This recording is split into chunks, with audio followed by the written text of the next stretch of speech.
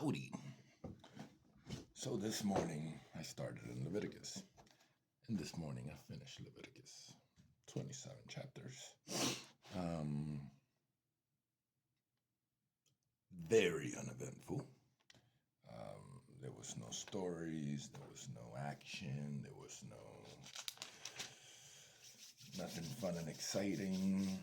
Just a book of rules, regulations, ceremony practices, how, not how to think, but what to think, what to do, the duties of Israelites and the foreigners that live amongst them, and the duties of the high priest, the priest, and all that good stuff. Lots and lots and lots on burnt offerings, whether animal or grain, extremely specifics, extremely harsh, specifics on sin offerings and, the requirements. Anything you do wrong, simply offer an animal for forgiveness and atonement, and you'll be fine. Doesn't hurt you any. I mean, it costs you whatever that calf or goat is, but I don't really get that. And if you can't afford it, just bring a bird, because a bird is nothing. Turtle dove or something else.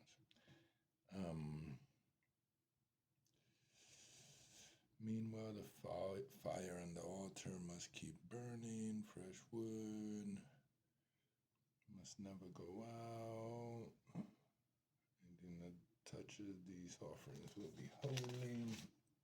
There's lots of, one thing I realize is that the high priest, all priests really, Aaron's descendants, all the priest families, they eat real good because they're the ones eating all these offerings. So they must be like kings at this time, revered and fat and chunky. And they're all very holy because anybody that touches these sacrifices or eats them, much less become holy. All the splattering and sprinkling of blood on the walls and everything. You must never eat the fat, whether from cattle, sheep, or goats. That was interesting. Of course, we already know about the blood, no eating of the blood. Offering to the priest as gifts. It is the permanent right of Aaron and his descendants to share in the peace offering. People boil the remaining meat of offerings, entrance, bread, basket offering, just commanded. Any meat or bread is left over, burned up. Yet another one of those harshness from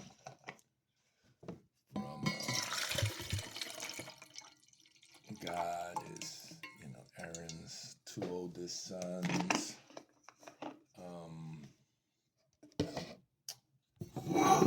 burned the wrong fire. I think they used coal, and God kills them for that.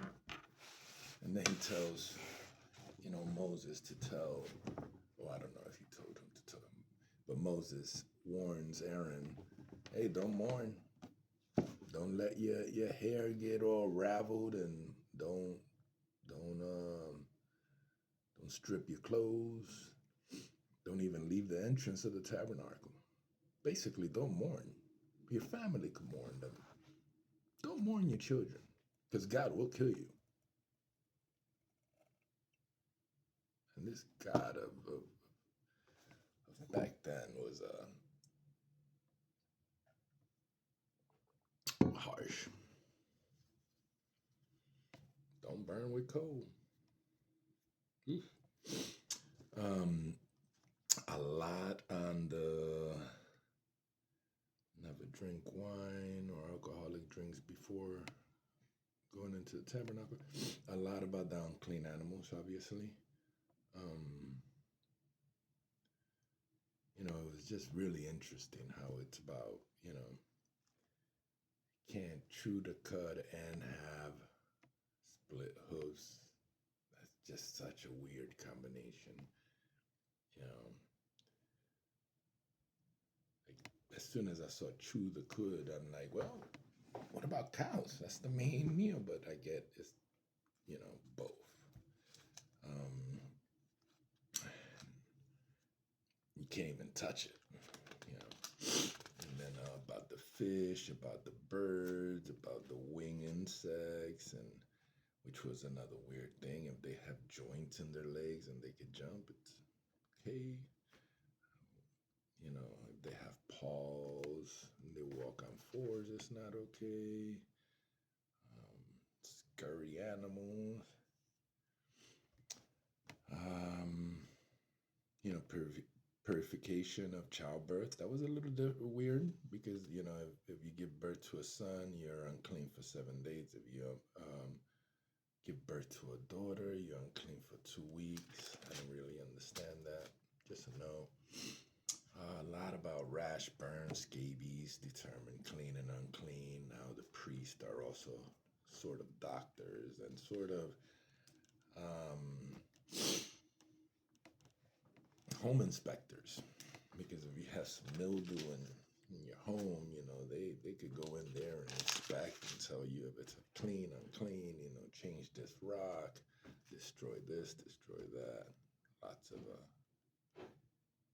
Lots of stuff about that. Men with discharge and semen and all kinds of stuff. After a man and a woman have sexual intercourse, they must each bathe in water and they will remain unclean until the next evening. That was interesting. Kind of get it, but that was interesting. I got a lot on sex. This is when it really becomes. I put a little question mark because I'm like, so the law changes here, because it seemed like this was all okay before, especially the whole sex with the brother wife, which I mentioned. But here it talks about the father's wives and half sisters and sisters, grandmothers, granddaughters, stepsisters, father's sister, aunts, uncles, daughter-in-laws. I mean everything. Your neighbor's wife. Then I believe this is the first time that I seen the Molech, the god of the Canaanites, mentioned here, and he's talking about don't say. He was very specific, maybe because it was in the same area, not to permit any sacrifices to him, specifically your children to be offered to him. Homosexuality, sex with animals, just in case you thought that was okay. And I found it very interesting, and this was all applies to both native-born Israelites and the foreigners living amongst you. So to me, that was saying converts too, or maybe in-laws, that are not blood related as well. GMO. I never realized that there was a rule about no two seeds can be germinated and planted together. I believe I've read about the not two threads, which is weird because all our stuff is not 100% cotton always. I don't remember this one, but do not make your hired workers wait until the next day to receive pay. We're all in the sin because they make us wait 2 weeks until the next quincena. Gossip, do not stand idly by your neighbors when your neighbor's life is threatened. I like that. Be brave. I like this other one about confronting people directly so you will not be held guilty for their sin. Before that, it says, do not nurse hatred in your heart for any of your relatives. Confront people directly. To me, is when you have a problem with somebody, if it's not your business, get over it.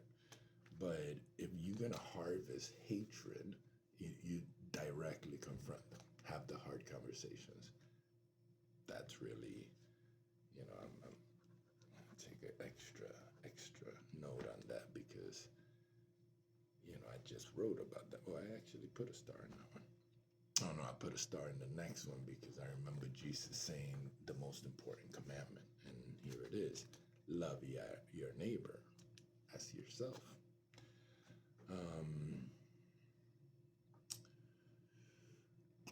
When you enter the land, plant fruit trees, and then I believe you had told me about this one, and leave them unharvested for 3 years. Do not eat it.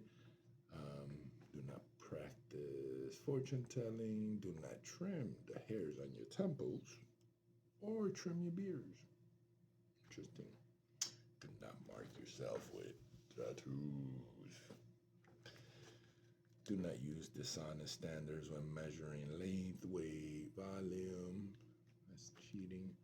Here's mentions Molech again. If a man commits adultery, both the man and the woman get put to death. That's a little harsh. What if the woman didn't know he was married? Did she get put to death too? Probably. None of the descendants who have any. Yeah, this is a little weird to me. That Aaron's descendants, if they had any defects, disfigurement, lame, blind, hunchbacks, broken foot or arm, defective eye, skin, scabs, all this stuff, they may not enter the room. They might not offer food for their God. I put a little note over here that it seemed like Moses creates Judaism and Paul creates Christianity. It was like from reading the letters of Paul, I felt that he was like the leader of the creation of the structure of Christianity. And as I read the whole Leviticus, that's what it is. It's like a bunch of those letters just way back when. I will destroy anyone amongst you who does not, who does any work on that day. Talks about the Day of Atonement. This is where they talk about the festivals and the whole breakdown of everything. And this one, it has the, anyone who takes another person's life must be put to death. Anyone who blasphemes about the name of death must be, the whole community must. Then I'm like, so a murderer must be murdered by a murdering community. The play of words, right? Because a murderer must be stoned, and people that blaspheme must be stoned by the whole community of Israel. But doesn't that make the whole community of Israel murderers when you do that? You take another man's life. That's the definition of murdering. Just note. Tooth for a tooth again. That 7th year Jubilee. I never really understood Jubilee. I understand it now. 7 years, 7 Sabbath. On the 50th year, that's the Jubilee year. And it seems like, a lot is determined on that. Prices for crops and land and hired workers. The land belongs to me. And with every purchase of your land, you must grant the right to buy it back. That was very interesting, and a lot of rules as to that. And, what that means to land in the fields, land in the city, house, family, having a year to buy it.